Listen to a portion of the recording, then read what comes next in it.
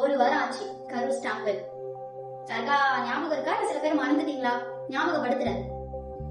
இழந்த உயிரை திருப்பி கொடுக்க போறதே இல்ல. அதாவது என் தலைவனுக்காக நான் என் உயிரை கூட கொடுப்பேன். இன்னைக்கு கொடுத்துருக்காங்களே அவங்க வீட்டுல இருக்கவங்களாம், உன் உயிரை உனக்கு கொடுத்ததே உன் அப்பா உன் அம்மா, சில பேரோட கண்ணோட்டத்துல கடவுள். ஆனா அந்த உயிரை இப்படி எடுத்து நீ ஈஸியா கொடுத்துருவேன்னு சொல்ற. ஈஸியா கொடுத்தவங்கலாம் இன்னைக்கு எங்க இருக்காங்கன்னு தெரியும்ல. அதாவது நீ உயிரை கொடுக்குற, உனக்கு அவங்க என்ன திருப்பி கொடுக்குறாங்கன்னா 20 லட்சம். 20 லட்சத்துக்காக உயிரை கொடுப்பல. அப்போ உன் அப்பா உன் அம்மா உன் வைஃப் உன்னோட குழந்தை உன்னை எவ்வளவு ஆசையா அப்பான்னு கூப்பிட்டுருக்கோம். இன்னைக்கு அந்த அப்பா இல்லாமையோ அம்மா இல்லாமையோ அந்த குழந்தை எப்படி இருக்கும்?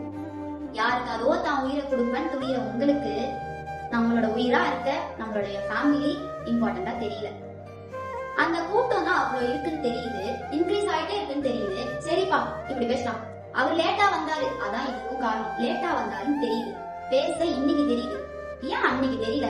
லேட் ஆகுது, கூட்டம் ஆகுது, ஏன் நீ ஃபர்ஸ்ட் வீட்டுக்கு கிளம்பி வரல? இது எனக்கு பெரிய கொஸ்டின்.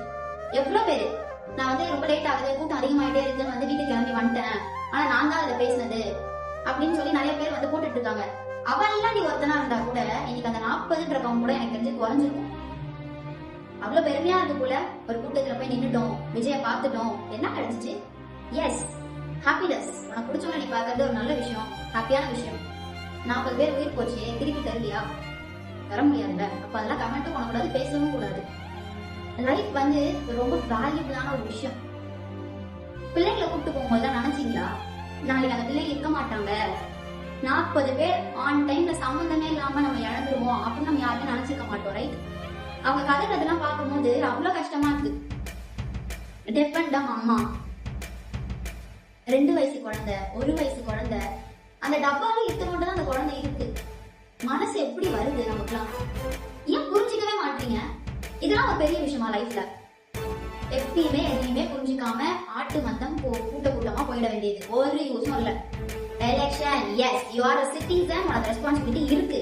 ஆனா அது உங்களோட ரைட் கிடையாது, புரிஞ்சுக்கோ. ஏன்னா இன்னைக்கு உன் பிள்ளை உன் குடும்பம் உனக்கு பணம் வரணும்னா நீ ஓடுறல, அது உன்னோட வாழ்க்கை. அவங்களுக்கு பணம் வரணும், அவங்க ஒரு தொழில நிக்கணும், அவங்க ஏதோ ஒரு இடத்துல தெரியணும் அப்படின்னும் போது அது அவங்க லைஃப். இங்க தொலைச்சிட்டு நிக்கிறது உன்னோட லைஃப், அவங்க லைஃப் கிடையாது. முடிஞ்சிருச்சு, அவ்வளவுதான். அடுத்த பிரச்சாரம் இந்த மாசம் கடைசி. கவர்மெண்ட் அடுத்த புரோட்டோகால் போட போறாங்க, SOP. உன்னை எத்தனை நாள் நினைச்சு பார்ப்பாங்கன்னு நினைச்சிட்டு இருக்கீங்க நீங்க எல்லாம்?